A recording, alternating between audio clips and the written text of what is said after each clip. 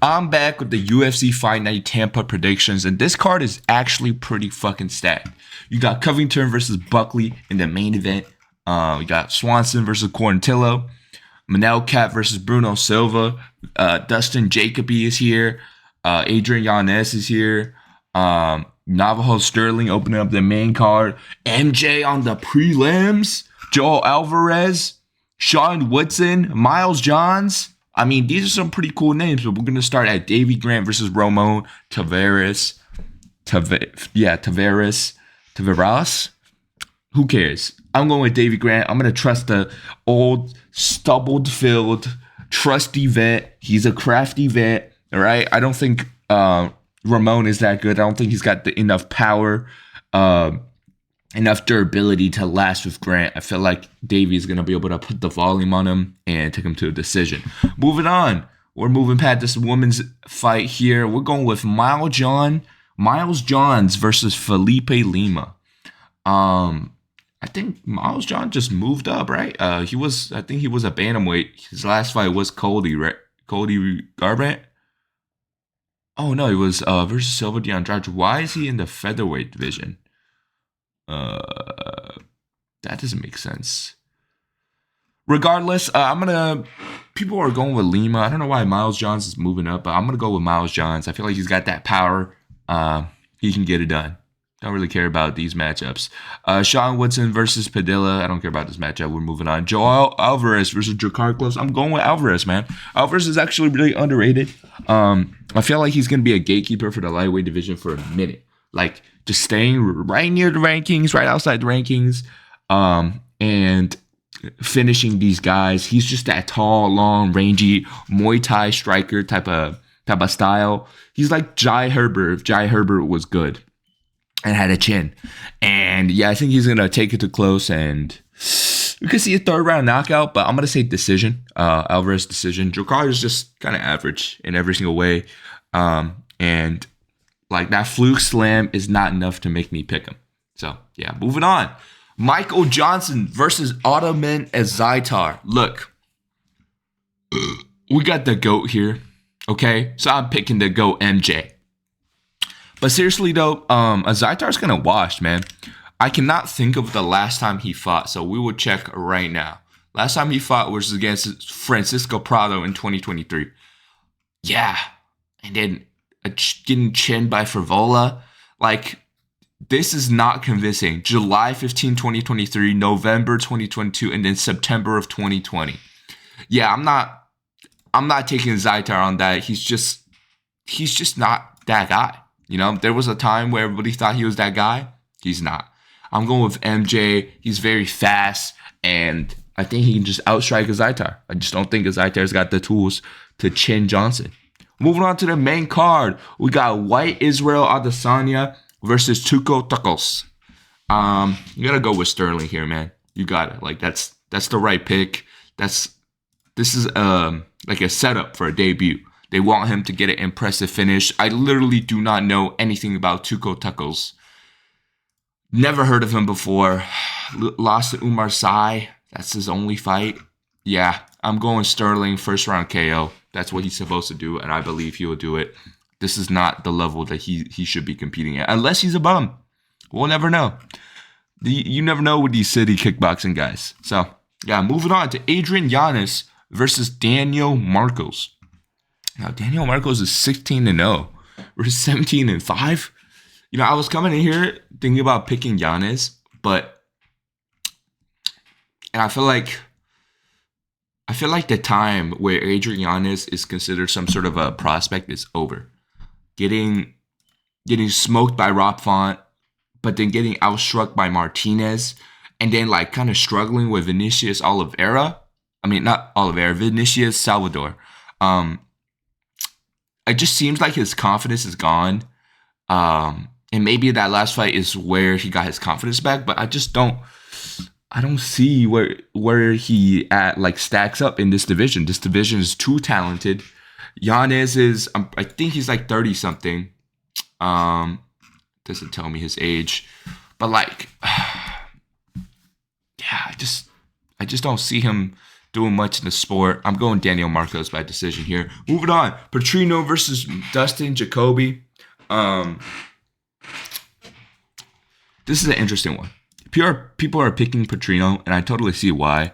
Because I feel like Jacoby is nearing the end of his career. He's been in the fighting business for a long time, okay? And it seems like his chin is starting to crack. And he's coming off a knockout loss earlier this year, I believe in May, against Reyes. And he's back against another powerful guy. I feel like Jacoby is going to win the stand-up, outstrike him in the first round. And then Petrino is going to throw some stupid looping right hand, and Jacoby is just going to get chinned. So I'm going Petrino second round finish. I could see a submission too, like little old fashioned club and sub. I could totally see that. Jacoby he's just old, man. Like he's been here too long. 19-9. He's the definition of, bro, please retire. The game will retire you. You're not reaching the title with the way you fight, with your skill level. So yeah, Petrino by second round finish. Moving on, Manel Kape versus Bruno Silva. I think this is where the Silva hype train win streak ends. I feel like Manel Kape is that dude that's kind of unfinishable. He'll lose a close decision like against Makayev, right? But Silva is even worse. He's like Cheeto in this division. If he can't hurt you, he can't finish you, he's not winning. So I'm going Manel Kape by decision. I feel like this is a pretty easy pick here, and there's no odds. Very interesting. Moving on to the co-main event. Billy Q versus Swanson. This is actually a pretty banger matchup. I'm a big fan of both guys. I love Billy the Squid, and Swanson is the OG of all OGs. And I'm kind of tore up on who to pick here. Billy Q is the favorite, though. Yeah, I think I'm gonna pick Billy Q. I feel like his volume is gonna be the dictator here. I feel like Cub is not gonna be super.